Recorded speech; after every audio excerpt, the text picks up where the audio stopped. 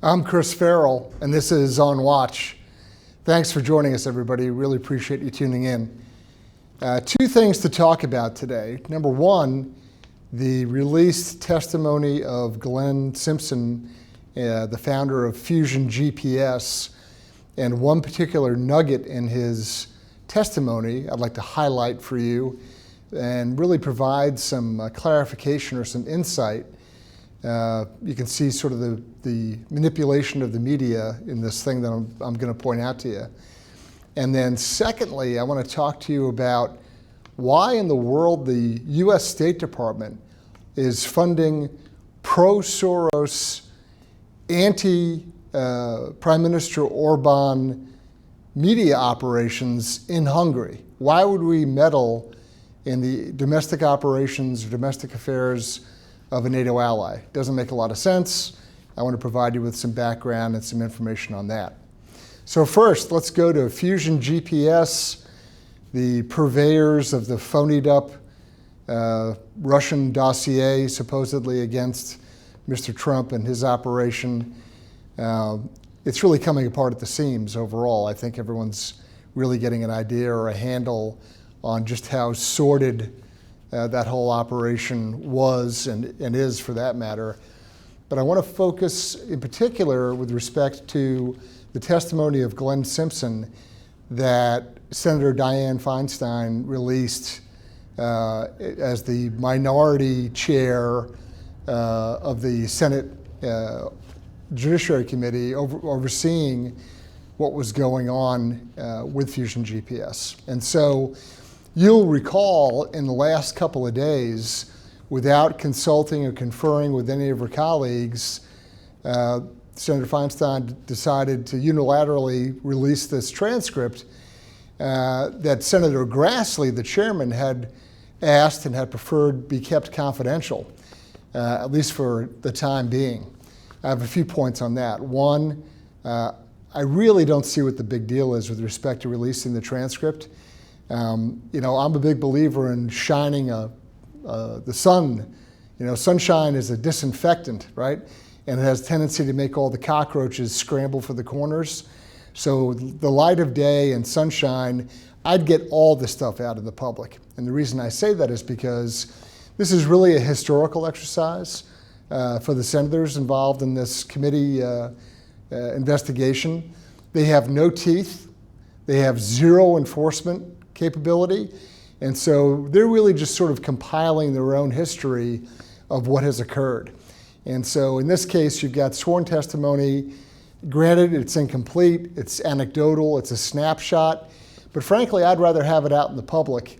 And so I'm not quite as upset with the release of the information as some others, and everybody's entitled to their own opinion, of course, but from my own personal opinion, I'm not too upset by it, because I think it reveals more to those who take the time to actually read the transcript. The transcript itself is available online in any number of places, and I would encourage you to go ahead and read it. It's a total of about 312 pages. That sounds like a lot, but it really isn't. It's large font and double-spaced, and you could burn through it in pretty short order. But what you can see is some pretty aggressive lawyering on the part of Mr. Simpson's attorney. And you can see also the difference between an experienced litigator and some people on a committee staff who are really policy analysts with a law degree. They're not litigators. They're two different sorts of animals. They're very different practitioners of the law. And so when a policy analyst with a law degree asks a series of questions, you get remarkably different results, and you also get remarkably different defensive procedures or techniques from an experienced litigator like Mr. Simpson's attorney. That attorney, his name is Joshua Levy, and I'll be citing some of the testimony here in a second to you. But it's very interesting to read the transcript to get a flavor of the back and forth and who was asking questions and how they were responded to. It really gives you a full taste or a full flavor of what was going on in that committee room. I want to pay attention to one remark in particular, which some in the media have glommed onto and tried to make it sound dramatic and oh my goodness, and in an effort to really build credibility towards the veracity of the Fusion GPS document. And there's this claim that someone was killed with respect to the information in the dossier. And that sounds, pretty jarring, pretty shocking information. But what's interesting to note is that it might just be absolute baloney. And the reason being is because no one testified to that. There is no sworn testimony about someone being killed with respect to the sourcing and the validity, the veracity of the Fusion GPS Russian dossier. And so for a moment, bear with me, because I want to read to you specifically the line of questioning and what was said by whom, because it's very important to pay attention to this sort of detail. And so at about page 279, if you bother to go online and check it, the transcript, you'll see an exchange between Mr. Glenn Simpson, he's the founder of Fusion GPS, Mr. Jason Foster, he is an investigative counsel who works for Senator Grassley, and Judicial Watch has its own experience with Mr. Foster. And then lastly, by Mr. Joshua Levy, and he is the defense counsel for Mr. Simpson. And he's obviously a very experienced litigator who knows how to work depositions, and he knows how to work interviews and congressional hearings. It becomes very obvious. You'll see in just a second. And so Mr. Foster's pursuing a line of questioning concerning sourcing of information. Mr. Simpson ends a particular question by saying, yes, but I'm not going to get into sourcing information, meaning where he actually got the information or story that he wove together for Fusion GPS. Mr. Jason Foster then says, so without getting into naming the sources or anything like that, what steps did you take to try to verify their credibility? Mr. Simpson answers, I'm going to decline to answer that. Mr. Foster then asks, why? At this point, Mr. Joshua Levy, the defense counsel for Mr. Simpson, interjects, and he says, it's a voluntary interview, and in addition to that, he wants to be very careful to protect his sources. Somebody's already been killed as a result of the publication of this dossier, and no harm should come to anybody related to this honest work. That's Mr. Levy's comment. Mr. Foster then says, I'm not asking him to identify the sources. I'm just asking what steps he took to try to verify or validate the information. Again, Mr. Levy jumps in. He's given you, Mr. Foster breaks in. If he can answer generally without identifying the sources, I'd ask him to answer. Mr. Levy again responds. He's given you over 9 hours of information, and he's going to decline to answer this one question. So, what do we need to pay attention to in that exchange? Because it's critically important. First of all, whenever Mr. Levy speaks in this transcript or on the record, that's not evidence. It's not a sworn declaration. The only person under oath here is Mr. Simpson. So whenever Mr. Levy jumps in with an opinion or a remark or a defensive strategy to protect his client, he's doing two things. He's muddying the waters in a way that a lawyer like this would do as part of defending his client. And he also injects information into what appears to be the record, but it's unsworn. And so in particular, I think it's important to pay attention to a couple of lines here that Mr. Levy jumps in with. He says it's a voluntary interview, and he wants to be very careful, meaning Mr. Simpson wants to be very careful to protect his sources. So Mr. Levy's sort of establishing, hey, we're here because we're doing this out of the goodness of our hearts, right? Then he goes on to say, this is very important. Somebody's already been killed as a result of the publication of this dossier. Says who? Isn't that question just begging for additional pursuit? Who was killed? When? How? Under what circumstances? These are basic interrogatives that any, I would say normal, but any experienced investigator or investigative counsel would pursue. Mr. Levy, unsworn, not testifying, just playing a defensive position for his client, he's alleging in this hearing that someone's been killed. Well, wouldn't you want to back that up? And I think that that's said as sort of a rhetorical tool or device in order to show that, hey, this is really serious stuff, and don't you dare question my client. That's how I view it. It's simply a rhetorical device. It's unsworn. It's a defensive technique or posture taken by Mr. Levy. He goes on to say that no harm should come to anybody related to this honest work. Well, certainly, look, no one wishes anyone else harm. It's sort of a gratuitous comment, right? People don't go around wishing others harm. I mean, I guess some people do, but in normal civil society, that's not the case. And then there's this last comment saying, related to this honest work. Again, Mr. Levy characterizing Mr. Simpson's conduct and behavior, characterizing the Steele dossier and Christopher Steele, characterizing, hey, look, this is honest work and we're here voluntarily.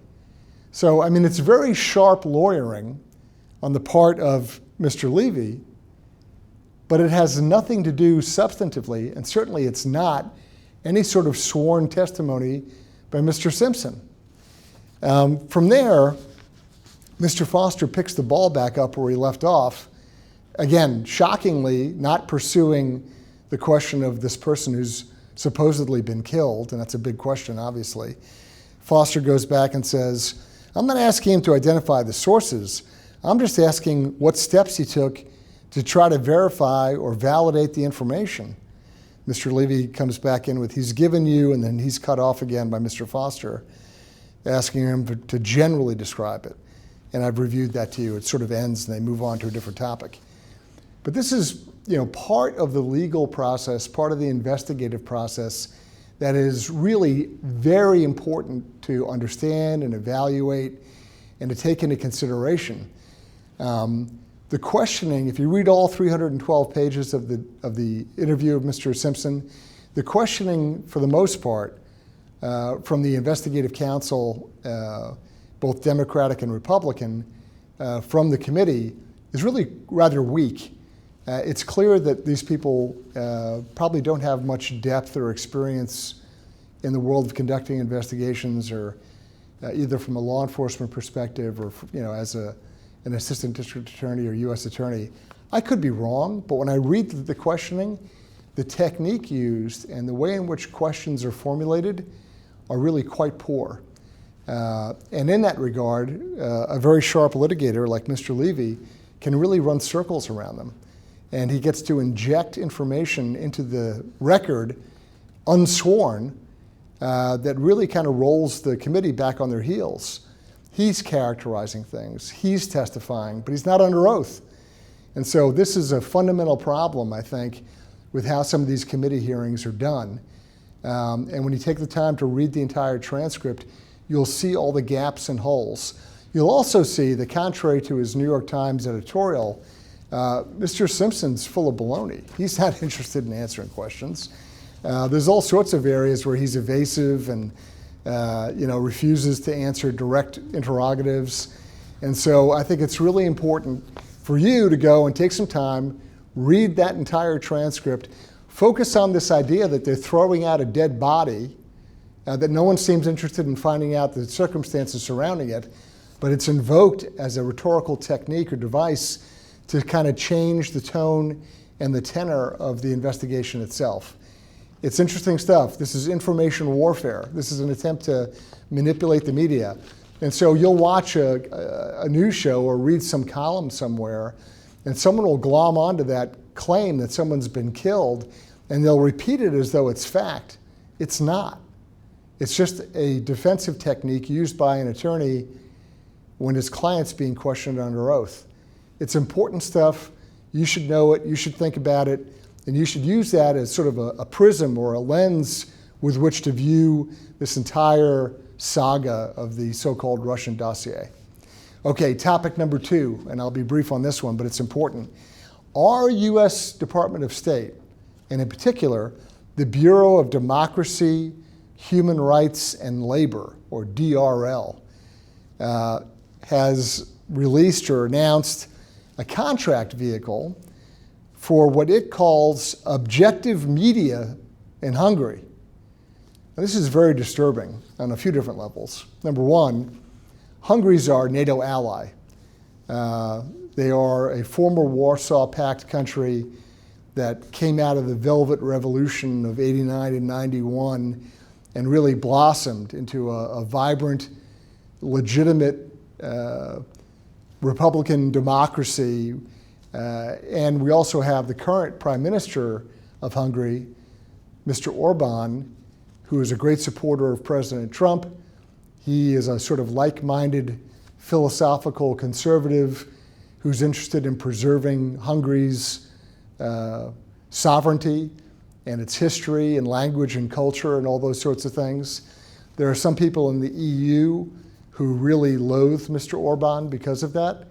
But yeah, I think he enjoys a very high approval rating in his country. So there may be EU bureaucrats who don't like that Mr. Orban is a strong leader for Hungary and that he supports Mr. Trump, but frankly, that's their problem. What's more disturbing is this contract vehicle that the Bureau of Democracy, Human Rights, and Labor of our State Department put out, supporting objective media. I love the use of the word objective. Objective according to who? So there's at least $700,000, if not more, going to really generate media that is pro-Soros, pro-George Soros, the billionaire globalist who is ethnically or natively a Hungarian. And of course, Mr. Orban and Mr. Soros really are polar opposites, right? And so you have Mr. Orban, who's very interested in the legality of some of Mr. Soros's behavior and conduct. And here the US is jumping in, giving hundreds of thousands of dollars to essentially fund the opposition to Prime Minister Orban. This is madness.